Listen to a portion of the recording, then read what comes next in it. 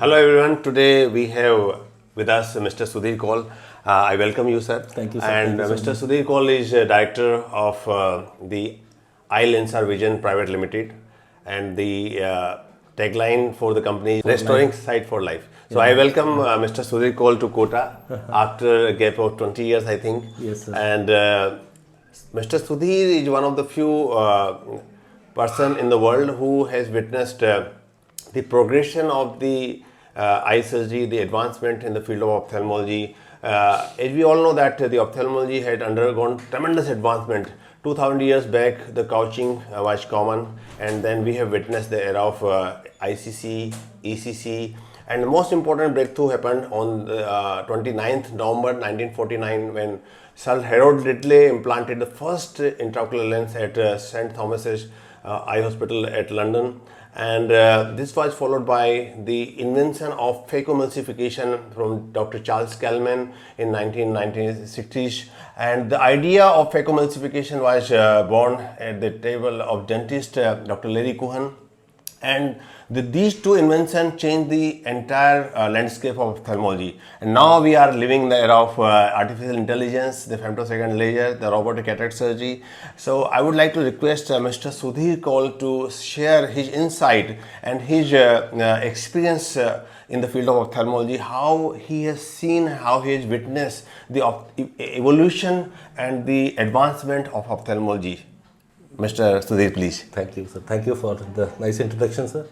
Sir, as I have been in this industry from last 25 years and had been in many of the companies like Nidec and Bosch & Lomb, now in iLENSAR, it has been more than 25 years experience. But I have majorly worked in the top of the line technology introduction, basically, sir. Okay.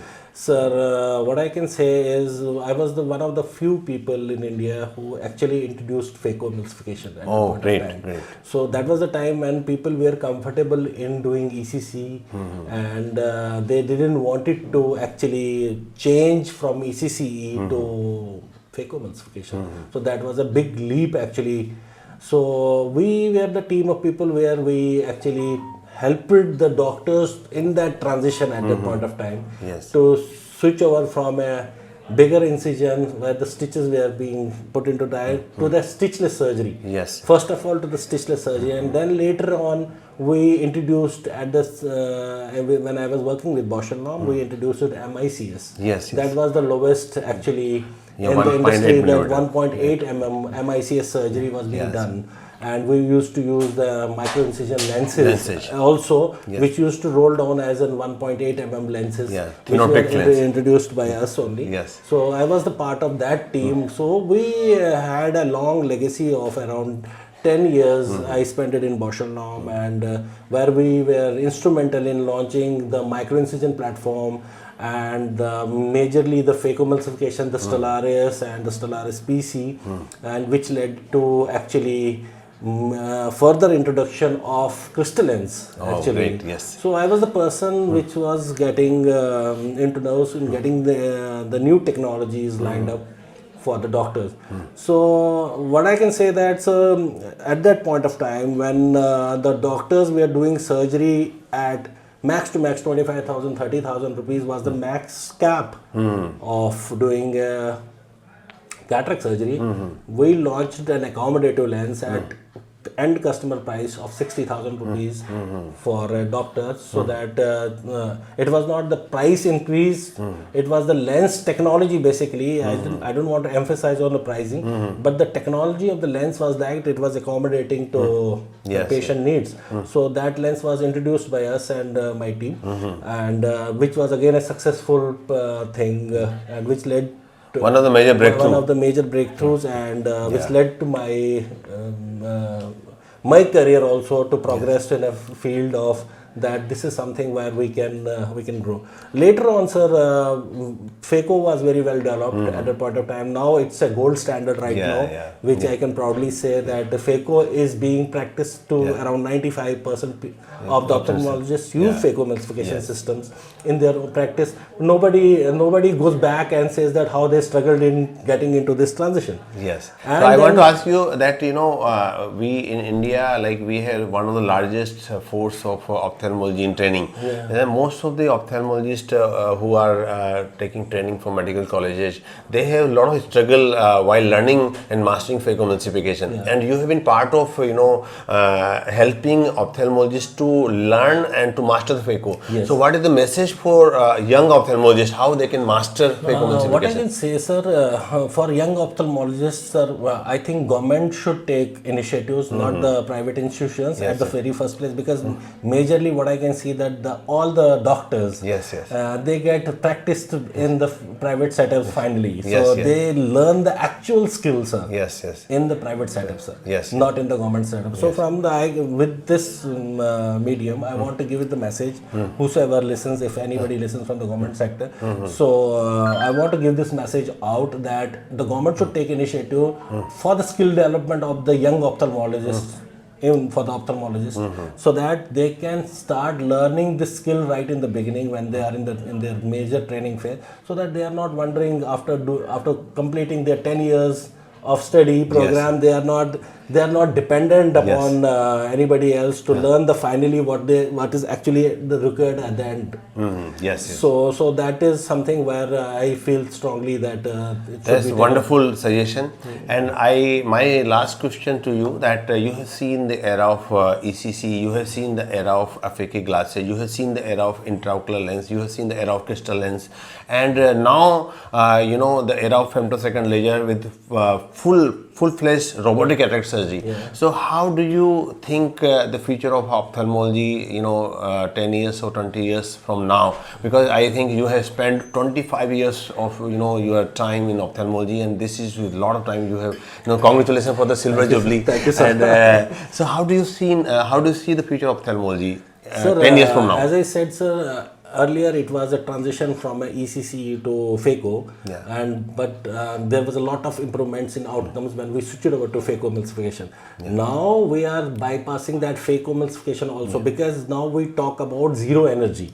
So like when we talk about zero energy, so that is only possible when the fragments are very well done by a femtosecond laser, when you are not burning the endothelium layer with the phaco probe, and when your rexis is perfectly centered and it has an optical axis or a pupil centered axis where the lens gets centered in line of the capsule and the pupil center. Lens position. So the positioning of the lens is much more important these days. The endothelium protection is much more important, and what we called as a popularity, that bladeless cataract surgery. So it is a completely 100% bladeless cataract surgery. So that is where the outcomes come into the picture. So in our systems, normally we transfer the data from a topographer, which is one computer transferring the data to another computer, which is our system. So it is something which is hands-free, which is there is no manual intervention from the doctor side. If you trust the technology, the technology is there to serve the patient. So what we aim is 6x6 and 6 results on day one post-op.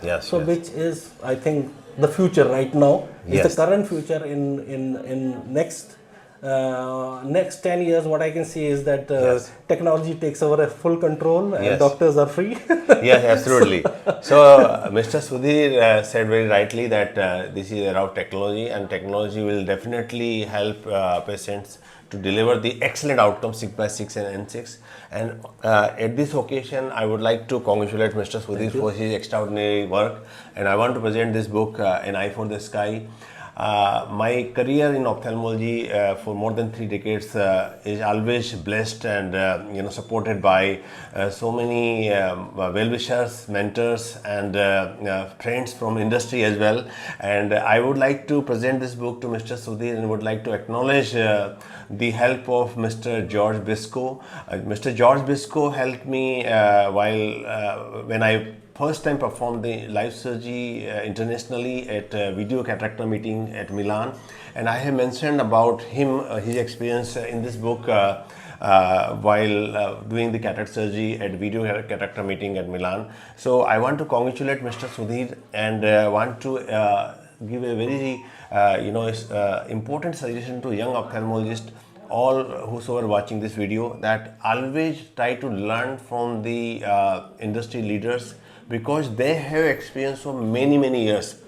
they have worked with many doctors, so please learn from them. They can also always help you, support you. And as I mentioned in this book about small incidents, that Mr. Bisco told me that talk while you perform the surgery. So I always talk to the patient while I perform surgery, and that helped me so much that I did live surgery or more than 100 places, and it helped me to really boost my confidence, and I don't feel any nervousness or any anxiety because of this habit, which is a $1 million habit mentioned by George Bisco. And I want to congratulate Mr. Sudhir Koul for his help and his contribution in the field of ophthalmology. He's heading the LENSAR business, and he's working, helping a lot, and he's helping each and everybody to see clearly. So I wish you all the best, and thank you so much for visiting Kota. And please say a few words about this Kota city also. Kota city, I have been here,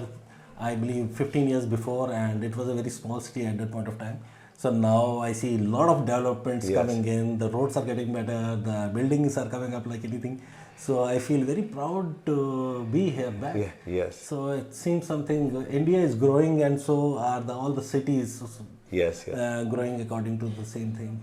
So I really love to be here. I want to be here again. Thank you, and wish you very happy New Year. Thank you so much. Thank you.